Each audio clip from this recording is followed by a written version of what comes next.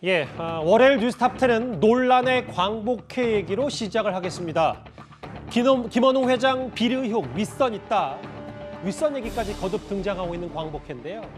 김원웅 전 광복회장에 대한 수사는 이미 진행 중인데 박민식 보훈처장이요. 김원웅 전 회장의 개인 비위를 넘어서 문재인 정부 차원의 감싸기를 계속해서 언급하고 있습니다. 일단 그 주장부터 들어보기 전에 최근 있었던 김원웅 전 회장 감사 결과 목소리부터 먼저 듣고 오겠습니다.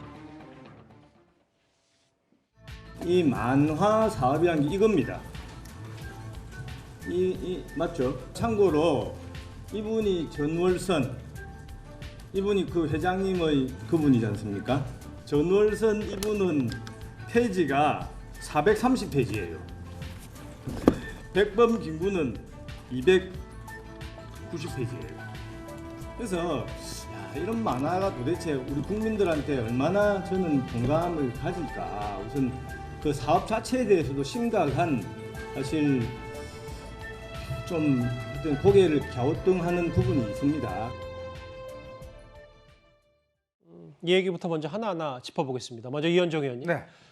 오늘 박민식 처장이 조선일보 인터뷰 내용을 이렇게 얘기했어요. 이 국회에 있는 카페, 그러니까 광복 회원들 자녀들 장학금 주려고 만들었던 그 카페, 당시에도 김원우 전 회장 뒷돈 쓴 거 아니냐 논란이 있었는데 이미 국가보훈처는 이 카페 수익 사업에 반대했고 그 의견을 분명히 했는데도 김원웅 전 회장이 카페를 밀어붙였다. 이게 당시 국회 고위층에서 김원웅 전 회장을 비호했던 거 아니냐, 뭐 이런 주장을 했어요. 그러니까 이제 이 사건이 현재 이제 검찰에 이제 고발이 돼 있는 사건인데요. 예. 국회에 가시면 8.15 헤리티지라는 그 야외 카페가 있습니다. 거기에 뭐 국회 직원들, 기자들 많이 이용하는 카페인데요. 문제는 이제 당시에 광복회가 여기 카페를 만들어서 이걸 수익을 가지고 이제 그 독립유공자들 자녀들을 후원하겠다라고 해서 이제 설치를 했는데, 맞아요. 문제는 당시에 보훈처에서 이런 영리 사업을 하면 안 된다라는 입장을 낸 것 같아요. 그것도 국회 같은 경우도 보면 국회 경내에 이게 지금 설치하는 거 아니겠습니까? 맞아요. 그러니까 이 보훈처가 반대했음에도 불구하고 국회 경내에 이런 것이 만들어져서 하려면 실제로 국회 고위층, 즉 국회 사무처의 고위층의 어떤 허락 없이는 사실 어려운 일이거든요. 아시겠지만 이 김원웅 전 광복회장 같은 경우는 국회의원들한테 상을 많이 줬습니다. 예를 들어 최재형상이라고 그래서 독립운동가, 예. 이 최재형상이라고 그래서 이 상을 유인태 전 사무총장을 상을 줬고, 그 다음에는 누굴 줬냐면 바로 추미애 전 장관을 이 상을 줬어요. 예. 그러니까 이런 상들을 많이 국회의원들도, 다른 국회의원들도 꽤 많이 그 광복회 상을 받았습니다. 그래서 당시에 보면 거의 뭐 한 달에 한 명 정도한테씩 주고, 야당 의원은 당시에 한 명도 없었어요. 예. 이제 그런 걸로 보면 실제로 이 카페가 승인되고 하는 과정 속에서 국회 고위층의 어떤 압력이 있은 게 아니냐, 이제 이런 지금 의혹이 있는 것이고, 왜냐하면 보훈처가 당시에 반대했음에도 불구하고 또 국회에서는 또 이게 한정적으로, 즉 어느 일정 기간 내에 수익을 만들어갈 수 있도록 그렇게 만든 거라는 것이 이제 박민식 보훈처장의 지적입니다. 사실 이 김원웅 전 회장의 비위 논란은 이 국회 경내에 있는 카페로부터 시작이 됐고 아주 특별한 방법으로 보훈처를 압박하는 것으로 진행이 됐다. 박민식 처장의 주장인데, 김민정 교수님, 아주 특별한 방법이라면 뭐 어떤 방법으로 우리가 좀 추론이 가능할까요? 글쎄요, 뭐 행정기관에 압력을 행사할 수 있는 방법은 크게 보면 두 가지가 있습니다. 하나는 이제 소위 권력의 핵심에서 오는 압력이 있을 수가 있고요. 또 하나는 아예 국민들이 압력을 넣는 방법, 대규모의 국민들이 뭐 청원도 하고 이렇게 해서 하는 방법도 있을 텐데요. 그런 일은 전혀 없었다라고 생각해 보면 결국 정치권으로부터 온 압력이 아니냐, 이렇게 얘기할 수 있을 것이고요. 앞에 이현정 위원님도 말씀하셨지만 그렇게 상을 대거 줄 때는 또 그것이 로비 포인트 아니었는가, 이런 생각도 사실 해볼 수가 있을 것이고요. 행정적으로는 저것이 국회이기 때문에 국회 사무처의 뭐 총장이 어느 정도 인허가권을 가지고 있었을 것이다, 이런 생각은 하게 되는데요. 그러나 그 유인태 총장 한 명의 저는 영향력은 아닐 것이고 여권에 아마 광범위한 영향력이 행사된 것은 아니었겠는가 하는 추정을 합니다. 특정 인물이 아직 확인된 바는 없기 때문에 제가 직접 오늘 박민식 보훈처장과 전화 통화를 했습니다. 물론 아주 특별한 방법으로 누가 김원웅 전 회장을 감쌌는지 특정 인물의 이름은 거론하지 않았어요. 그러면서 박민식 처장이 이런 주장을 덧붙였습니다. 그 전화 통화 목소리 한번 듣고 오겠습니다.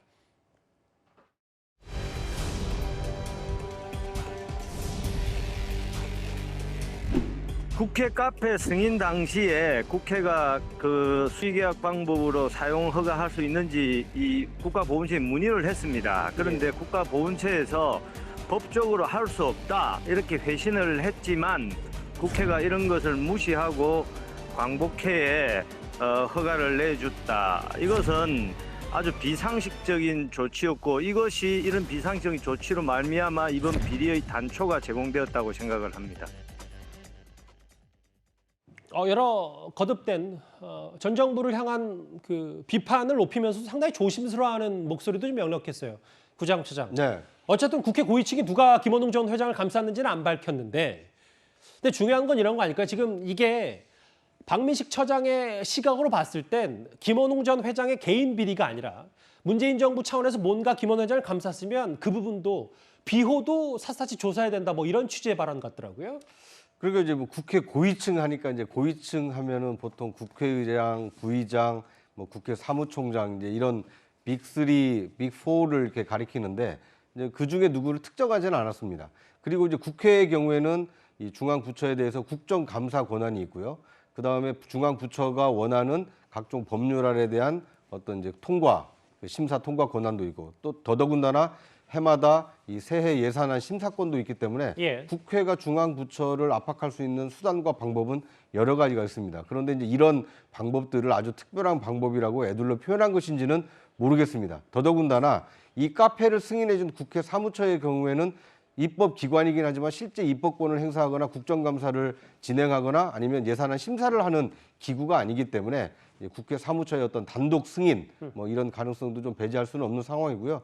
이제 박민식 처장이 문제 제기를 했기 때문에 앞으로 이 부분에 대해서는 아마 뭐 감사원 감사라든지 아니면 이 사정 당국의 어떤 수사를 통해서 이 진위 여부를 좀 밝힐 수밖에 없는 상황이 아닌가 하는 생각이 듭니다.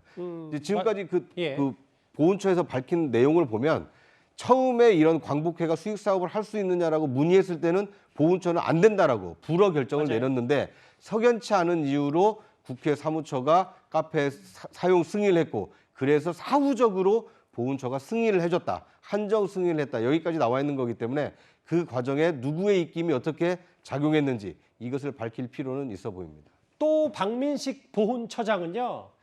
과거에도 말들이 많았었던, 그러니까 김원웅 전 회장의 광복절 축사에 대해서도 언론 인터뷰에서 언급을 했습니다. 그 목소리 다시 한번 듣고 오겠습니다.